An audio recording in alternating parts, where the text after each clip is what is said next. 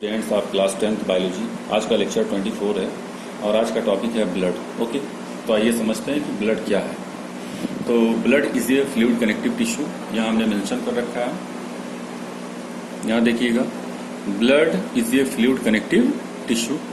Okay, और जो blood होता है, इस ब्लड की जो ओरिजिन होती है डियर स्टूडेंट्स, तो इम्ब्रियो होता है। जैसे जाइगोट होते हैं। ओके, जाइगोट जो होता है वो इम्ब्रियो में चेंज हो जाता है और इम्ब्रियो में 3 लेयर होते हैं। कितने लेयर होते हैं? 3 लेयर होता है। एक होता है बाहर का जो लेयर होता है उसे हम इक्टोडर्म कहते हैं, जो मिड लेयर होता है उसे हम मीजोडर्म कहते हैं, और जो सबसे इनर लेयर होता है उसे हम क्या कहते हैं? इंडोडर्म कहते हैं। जो ब्लड की ओरिजिन होती है वो किससे होती है? मीजोडर्म से होती है। यानी हम कह सकते हैं कि ब्लड की जो ओरिजिन होती है वो इम्ब्रियो की इम्ब्रियो के मीजोडर्म से होती है। ओके डियर स्टूडेंट्स, ब्लड का जो पीएच वैल्यू होता है वो 7.4 होता है, और जो ब्लड का कलर होता है रेड, वो किसकी वजह से होता है? किसके प्रेजेंस की वजह से होता है? आरबीसी पाए जाते हैं ब्लड में, इसलिए उसका कलर कैसा होता है? रेड होता है डियर स्टूडेंट्स। ओके, अगर हम ब्लड के कंपोनेंट्स की बात करते हैं तो यहां हम देखते हैं ब्लड के कंपोनेंट्स। ओके, अगर हम ब्लड के कंपोनेंट्स की बात करते हैं तो ब्लड जो होता है ये 2 पार्ट में डिवाइड होता है। ओके, एक होता है प्लाज्मा और दूसरा होता है ब्लड कार्पोसेल्स। जो प्लाज्मा होता है ये टोटल ब्लड का 55% पार्ट होता है प्लाज्मा। ओके, और जो ब्लड कार्पोसेल्स होता है ये टोटल ब्लड का 45% होता है। ओके डियर स्टूडेंट्स, अगर हम प्लाज्मा की बात करते हैं तो प्लाज्मा जो होता है ये ब्लड का नॉन लिविंग पार्ट है।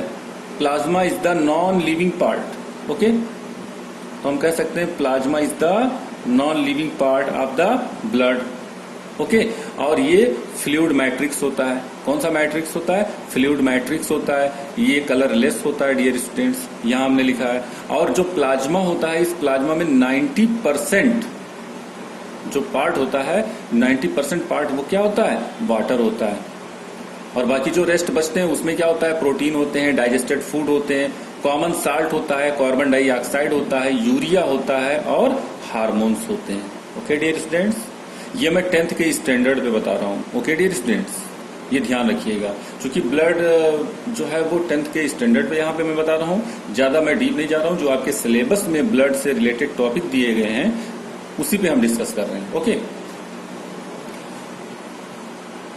आफ्टर दैट अब हम बात करते हैं ब्लड कार्पोसेल्स की। तो जो ब्लड कार्पोसेल्स होता है ये कितने टाइप का होता है? ब्लड कार्पोसेल्स जो होते हैं ये 3 टाइप्स के होते हैं डियर स्टूडेंट्स। पहला होता है आरबीसीज, दूसरा होता है डब्ल्यूबीसीज और तीसरा होता है blood platelets. Okay dear students, RBC का फुल नेम क्या है? Red blood corpuscles. Okay, WBC का व्हाइट ब्लड कार्पोसेल्स और ब्लड प्लेटलेट्स। मीन्स हम कह सकते हैं कि जो ब्लड कार्पोसेल्स होता है वो टोटल ब्लड का 45% पार्ट होता है, और ब्लड कार्पोसेल्स 3 टाइप के होते हैं, आरबीसीज, डब्ल्यूबीसीज और blood platelets. Okay dear students, आइए पहले हम डिस्कस किसके बारे में करेंगे? आरबीसीज के बारे में डिस्कस करेंगे। ओके, तो आरबीसी का दूसरा नाम क्या होता है? एरिथ्रोसाइट्स। क्या होता है? एरिथ्रोसाइट्स। ये ध्यान कर लीजिएगा, आरबीसीज का दूसरा नाम क्या होता है? एरिथ्रोसाइट्स होता है। और आरबीसी का फुल नेम क्या है? Red blood corpuscles. Okay dear students, अब हम बात करते हैं कि ये जो आरबीसी होता है, ये आरबीसी का फॉर्मेशन कहाँ होता है? पहले हम बात करते हैं तो बोन के अंदर बोन मैरो होता है डियर स्टूडेंट्स। क्या होता है? Bone marrow. ओके, और इसी बोन मैरो में आरबीसी का क्या होता है? फॉर्मेशन होता है। ओके, जो आरबीसी होता है ये सर्कुलर होता है। कैसा होता है? सर्कुलर। यहां हमने लिख रखा है कि आरबीसी का जो शेप होता है वो क्या होता है? सर्कुलर होता है। आरबीसी में न्यूक्लियस नहीं पाए जाते हैं, ध्यान रखिएगा। और आरबीसी का फॉर्मेशन कहां होता है? बोन मैरो में होता है, बोन के बोन मैरो में होता है। ओके, पर डे कितने आरबीसी डिस्ट्रॉय हो जाते हैं? तो 3 मिलियन आरबीसी पर डे क्या हो जाते हैं? डिस्ट्रॉय हो जाते हैं डियर स्टूडेंट्स। और इसका 4 टाइम्स, ओके, मतलब 12 मिलियंस आरबीसीज पर डे क्या होते हैं? फॉर्म होते हैं, बनते हैं। ओके डियर स्टूडेंट्स, और आरबीसी की खास बात क्या होती है कि आरबीसी का जो कलर होता है वो रेड होता है। आरबीसी का कलर इसलिए रेड होता है क्योंकि आरबीसी में एक रिस्पायरेटरी पिगमेंट पाया जाता है ओके, उस रिस्पायरेटरी पिगमेंट को हम क्या कहते हैं? हीमोग्लोबिन कहते हैं डियर स्टूडेंट्स। तो हीमोग्लोबिन इज द रिस्पायरेटरी, क्या है? रिस्पायरेटरी पिगमेंट है डियर स्टूडेंट्स। ओके, और ये क्या करता है? ये कैरी करता है किसको? ऑक्सीजन को। ओके डियर स्टूडेंट्स, तो ध्यान रखिएगा। अब यहां पे बात आती है कि मैंने बताया कि जो आरबीसी होता है इसमें न्यूक्लियस नहीं होते हैं, तो ये न्यूक्लियस और न्यूक्लियस नहीं है, ये ध्यान रख लीजिएगा। न्यूक्लियस आरबीसी में नहीं होता है। लेकिन ये कौन से न्यूक्लियस की मैं बात कर रहा हूं? कौन से आरबीसी की? मैमल्स के आरबीसी की बात कर रहा हूं डियर स्टूडेंट्स। मतलब जो मैमल्स होते हैं, ध्यान रखिएगा, जो मैमल्स होते हैं इस मैमल्स के आरबीसी में न्यूक्लियस नहीं होता है, ध्यान रखिएगा। लेकिन कैमल भी एक मैमल है, कैमल ऊंट। ओके, तो कैमल, ये जो कैमल होता है ये भी एक मैमल है, तो इसके आरबीसी में न्यूक्लियस पाए जाते हैं डियर स्टूडेंट्स। तो इसके आरबीसी में न्यूक्लियस पाए जाते हैं, ये ध्यान रखिएगा आप। ठीक है, ये एक्सेप्शन है कि कैमल के आरबीसी में क्या पाया जाता है? न्यूक्लियस। कैमल भी मैमल है। ओके, ह्यूमन बींग्स हैं, काऊ है, डॉग्स है, कैट है, ये सब मैमल कैटेगरी में आते हैं। ओके डियर स्टूडेंट्स, तो मैमल में जनरली क्या होता है कि मैमल का जो आरबीसी होता है, मैमल्स का, उनके अंदर न्यूक्लियस नहीं होता है। लेकिन यहाँ पे कैमल एक एक्सेप्शन है। ओके, इसके आरबीसी में क्या होते हैं? न्यूक्लियस होते हैं। और डियर स्टूडेंट्स, ये ध्यान रखिएगा कि जिस सेल के अंदर न्यूक्लियस नहीं होता है, ओके, जिस सेल के अंदर न्यूक्लियस नहीं होता है, उसका जो लाइफ स्पान होता है, उसकी जो लाइफ हिस्ट्री होती है, वो बहुत ही कम होती है, बहुत ही शॉर्ट होती है। इस बात को ध्यान रखिएगा। तो यहाँ पे हमने कितना लिखा है? लाइफ स्पान आरबीसी का 120 डेज। ओके, 120 दिन लाइफ स्पान होता है आरबीसी का डियर स्टूडेंट्स, इस बात को ध्यान रखिएगा। अब हम बात करते हैं कि आरबीसी में हीमोग्लोबिन आरबीसी का फॉर्मेशन कैसे होता है। ठीक है, ओके डियर स्टूडेंट्स।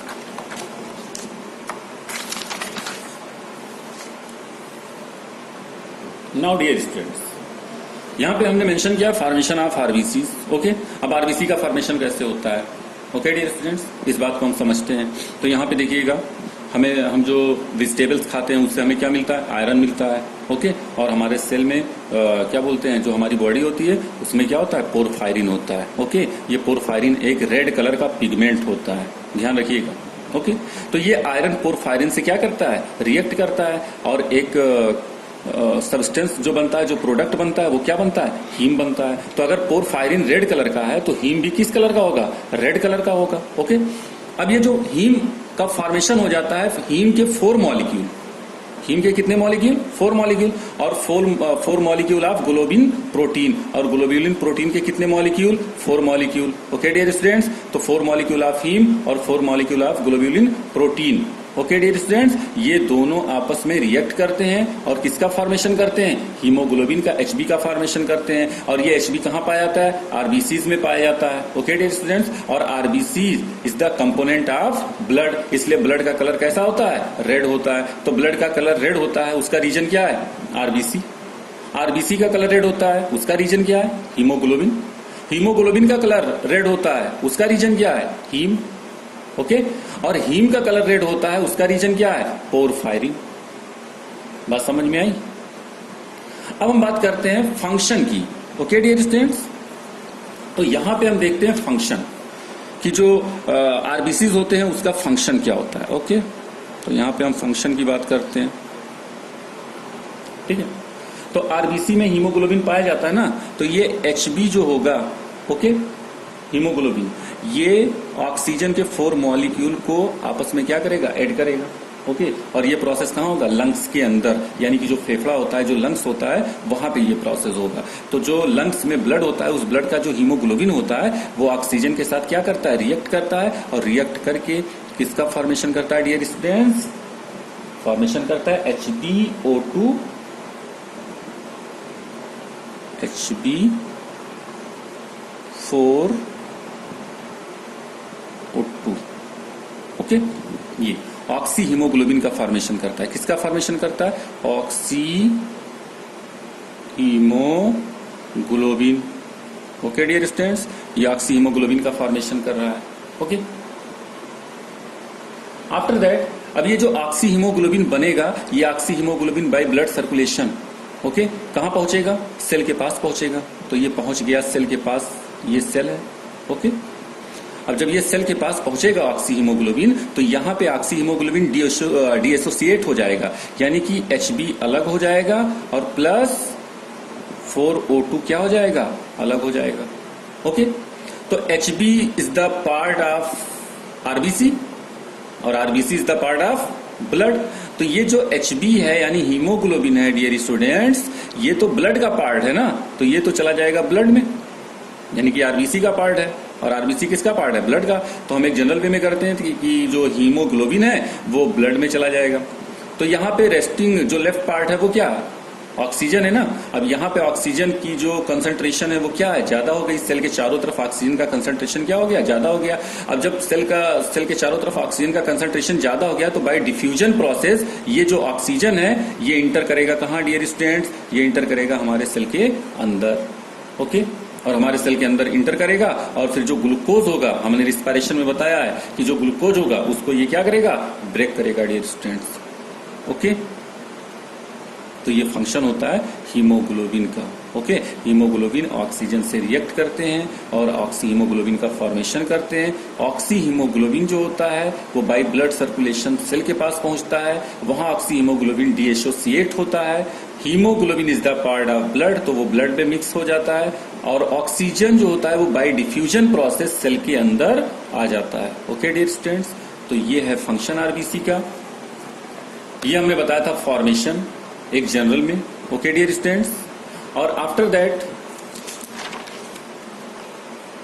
यहां पे हम पढ़ रहे थे, स्टडी कर रहे थे क्या? ब्लड। ओके डियर स्टूडेंट्स, तो ये ध्यान रखिएगा, हमने जो है प्लाज्मा की स्टडी की है और आरबीसी की स्टडी की है। ओके, WBCs और ब्लड प्लेटलेट्स की स्टडी हम नेक्स्ट लेक्चर में करेंगे। तब तक के लिए thank you, God bless you.